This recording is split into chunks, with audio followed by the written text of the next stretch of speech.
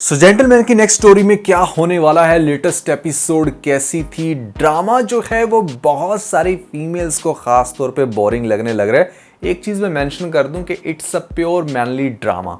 यहाँ पर आपको जो सीन्स देखने को मिलेंगे वो शायद ही किसी लड़की को पसंद आए, या मे बी उनको जो शायद इंडियन सीजन्स बहुत देखती हैं वो तो लाइक करेंगी, but it's a very mature drama with blunt theme. तो यहाँ पर थोड़ा सा डेफिनेटली आपको समझना पड़ेगा, ये हर तरह का कंटेंट देखना चाहिए ना। खैर, इसके ऊपर बड़ी इंटरेस्टिंग डिस्कशन करेंगे आज के इस वीडियो के अंदर, लेकिन उससे पहले आप लोगों को बताना चाहूंगा कि बड़ी ईद करीब आ रही है और यहाँ पर सेल भी बस बहुत जल्द खत्म हो जाएगी पीके लग्जरीज के ऊपर। अगर आप अपने घर में दुनिया के बेहतरीन लग्जरी डेकोर को रखना चाहते हैं, करना चाहते हैं अपने मेहमानों को इंप्रेस, तो नीचे डिस्क्रिप्शन में और पेंट कमेंट में आपको लिंक मिल जाएगा। अभी जाएं, अपनी मर्जी का डेकोर खरीदने के बाद हमें अपना फीडबैक देना मत भूलिएगा। PK Luxus.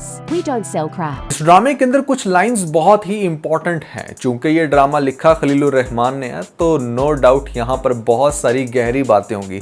I still remember back in 2014, 2010 की बात है, when I was in graduation, तो मैंने अपने एक क्लास के अंदर सबके सामने ब्लंटली ये कहा था कि वो लोग वोट कैसे दे सकते हैं जो खुद अनएजुकेटेड हैं, या जिनके पास तालीम नहीं है, या जो खुद गलत काम करते हैं, उनके पास वोट देने की अथॉरिटी नहीं होनी चाहिए। यही बात आज 10-12 साल के बाद किसी ड्रामे में देखने को मिली है, तो लिटरली दिल को सुकून मिल गया, जहां पर हमारा रहमती कैरेक्टर कहता है कि भैया ये जो लोग हैं जिनको वोट की अथॉरिटी है, ये कौन दे रहे हैं? जो लोग खुद चोरी डकैती कर रहे हैं उनको भी राइट है वोट देने का।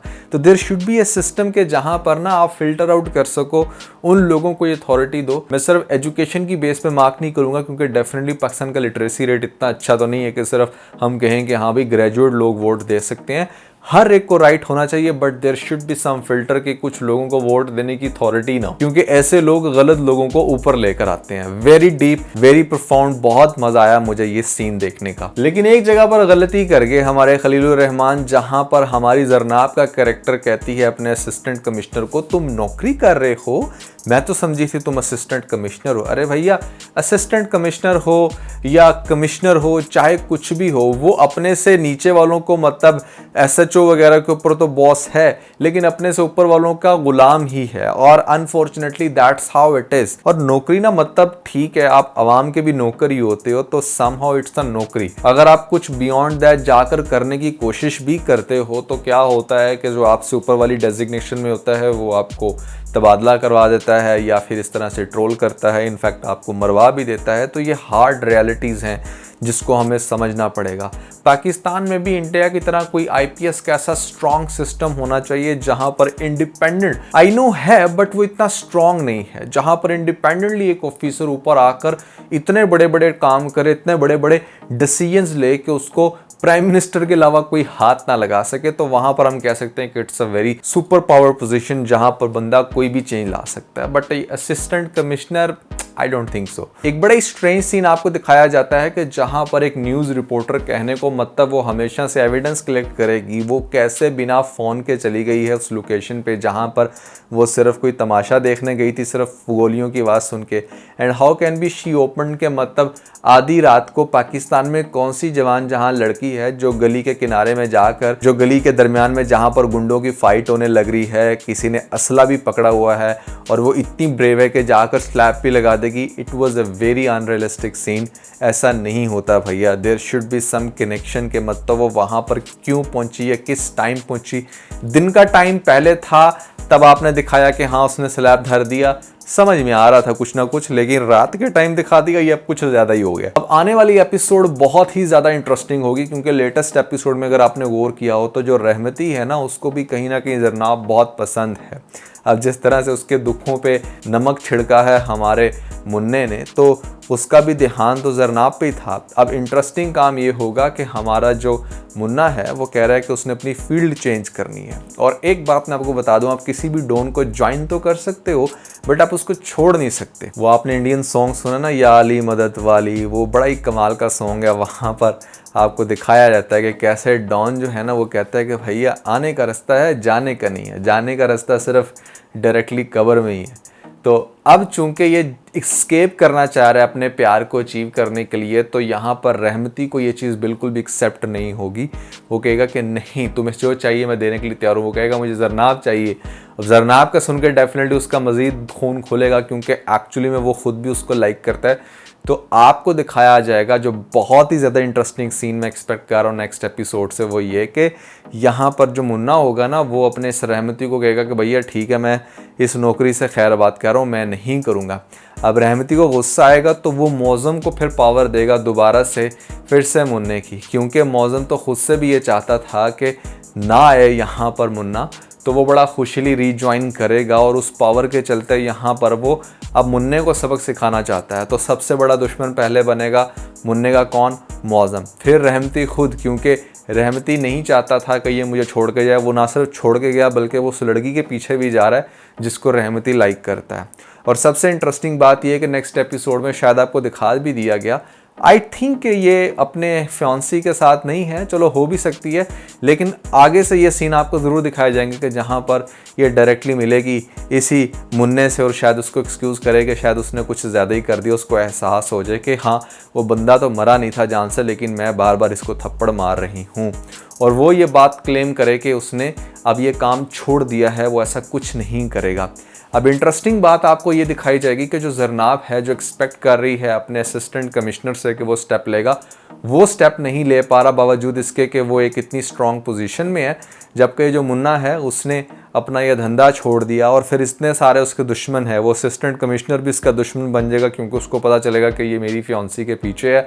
फिर उसके अलावा मौज़म उसका दुश्मन है, रहमती उसका दुश्मन है। तो एक सारा सिस्टम दिखाया जाएगा कि वो मुन्ने के पीछे लग जाएगा और मुन्ना जो है ना, वो बड़ा ही कोई डिफरेंट टाइप का डॉन बन जाएगा कि जहाँ पर वो अपनी स्ट्रेंथ तो क्रिएट करेगा, साथ ही साथ वो अपने प्यार को भी हासिल करना चाहता है। तो इस सिनेरियो के अंदर इस तरह से ड्रामा आगे से प्रोसीड होगा, मुझे ऐसा लगता है। आप लोगों को क्या लगता है, आपने कमेंट्स में ज़रूर बताना है। इस ड्रामे के अंदर भी बहुत सारी फाइट्स होंगी, बहुत सारे दंगे फसाद होंगे, बहुत सारी ऐसी चीज़ें जो कि शायद आपको बहुत ज़्यादा इंटरेस्टिंग लगें, क्योंकि अगेन मैं मेंशन करना चाहूँगा कि ड्रामा खलीलुर रहमान ने लिखा है और वो हमेशा मैनली ड्रामे ही लिखता है। मेरे पास तुम हो was a totally different drama, जहाँ पर कोई भाभी सिस्टम नहीं था, और उसके अलावा भी बहुत सारे उसने ड्रामे जो लिखे हैं, लाल इश्क वगैरह, उसके अंदर एक बड़ी डिफरेंट यूनिक थीम देखने को मिलती है। सो यहाँ पर डेफिनेटली बहुत सारे सीन्स में ये लोग सफ़र तो कर रहे हैं। अगर क्वालिटी वाइज देखा जाए तो शुरू में इन्होंने प्रोमो वगैरह में काफ़ी हेल्प की है। इनिशियल एपिसोड जो पहली थी वो अच्छी थी, सेकंड एपिसोड में बहुत सारे बोरिंग सीन थे और कैमरा एंगल्स इतने इंटरेस्टिंग नहीं है जितने मैं एक्सपेक्ट कर रहा था। तो भाई there is a definitely question to improve, और वो हर चीज़ में ही रहता है, लेकिन जिस लेवल पे जितनी बड़ी कास्ट के साथ इन लोगों ने लॉन्च किया, आई थिंक इन लोगों को मज़ीद मेहनत करनी चाहिए थी, मज़ीद देखना चाहिए था कि कौन कौन सी टेक्नोलॉजी इस्तेमाल कर रहा है हमारा नेटफ्लिक्स की रिक्वायरमेंट्स होती हैं, उसके अकॉर्डिंग किस तरह से आपने चीज़ों को लेकर चलना होता है। अच्छा, समटाइम ना देखो स्टोरी कोई इतनी ख़ास नहीं चल रही होती, लेकिन जो विजुअल्स होते हैं, जो स्पीकिंग स्टाइल होता है और जो छोटी छोटी हरकतें होती हैं, वही आपको इतनी इंटरेस्टिंग लग रही होती हैं कि आप उस सीज़न के अंदर खो जाते हो। तो वहाँ पर फ़िलहाल ये लैग कर रहा है। आप कोई भी आम सा सीज़न उठाकर देख लो जिसकी स्टोरी ख़ास नहीं होगी, लेकिन अगर नेटफ्लिक्स पे देख रहे होंगे तो ये सारी चीज़ें इंटरेस्टिंग हैं, उसके अंदर आपको अल्टीमेटली मज़ा आ रहा है। सो ये वो चीज़ें हैं। बाकी overall it's a good step. Let's see कि आगे से किस तरह से ड्रामा प्रोसीड होता है। अभी तो सिर्फ 2 एपिसोड आई हैं। फर्स्ट एपिसोड अच्छी थी, second episode was neither so good not so bad, but एक अच्छा प्रोसीड हुई है स्टोरी आगे, कुछ ना कुछ दिखाया, ये नहीं कि स्टक हैं एक ही जगह पर। अगली एपिसोड में देखना होगा कि यहाँ पर मुन्ना जब कम्प्लीटली छोड़ देता है तो वो किस तरीके से फाइट बैक करता है और सबको किस तरह से लेकर चलता है, अपने प्यार का इजहार कैसे करता है, और कैसे जरनाब यहाँ पर एक ऐसे इंसान के प्यार पर यकीन कर लेगी। वैसे तो बड़ी पेट्रोटिक गर्ल है, जब वो ये देखेगी ना कि मतलब इम्प्रूव करने वाला इंसान कोई भी हो सकता है, चाहे वो कल का गुंडा ही था, वो अब अपने आप को सही डायरेक्शन में लेके आ रहा है, तो उसका इन्फ्लुएंस ऑटोमेटिकली उसकी तरफ बनेगा। And that's the interesting part of this drama के जहाँ पर किस तरह से किस इंसान को किसके साथ जोड़ दिया और फिर कैसे उनकी लव स्टोरी प्रोसीड होगी इस सोसाइटी के अंदर जहाँ पर सब एक दूसरे के दुश्मन हैं। तो बड़ा इंटरेस्टिंग ड्रामा है। लेट्स सी क्या होता है। आप लोगों को कैसा लग रहा है जेंटलमैन ड्रामा? क्या चीज़ें आप लोगों को बहुत ज़्यादा फैसिनेट कर रही हैं? कौन सा आपका फेवरेट कैरेक्टर है? और ख़ास तौर पे क्या आप लोग समझते हो कि हमारे हुमायूं ने इस रोल को अच्छे से निभाया या निभा रहे हैं, ये भी आपने मुझे कमेंट्स में ज़रूर बताना है। बहुत सारे लोग ये समझते हैं कि शायद ज़रनाब का कैरेक्टर अगेन अकड़ू है बहुत ज़्यादा और अब बार बार डायरेक्टर लोग इसको इसी तरह से कैश कर रहे हैं। मेरा अपना ओपिनियन भी यही है, बट लेट्स सी कैसा होता है। सिर्फ उसकी अक्कड़ ही दिखाएंगे तो वो पसंद नहीं आएगी सबको। जैसे आपने देखा कि लेटेस्ट एपिसोड में वो बियॉन्ड दैट जाके अपने बॉस के साथ फाइट कर रही है। ठीक है, एक सीनियर एंकर की बहुत ज़्यादा वर्थ होती है, चैनल वाले बेचारे मजबूर होते हैं उनके साथ चलने के लिए, बट ऐसा भी नहीं कि वो इतना ब्लंटली और इतना ज़्यादा शाउट करे अपने बॉस के ऊपर और उसको कहे कि नहीं दिस एंड दैट। सो ये चीज़ भी थोड़ी सी ज़्यादा एग्जैजुरेटेड थी। It's a good play. अगर आप लोगों ने नहीं देखा तो ज़रूर देखें। ख़ास तौर पे अगर हमारा ये लेटेस्ट व्लॉग भी नहीं देखा तो ऊपर आपको लिंक मिल जाएगा, जल्दी से लिंक पे क्लिक करके वीडियो देख के अपना फीडबैक हमें ज़रूर दीजिएगा।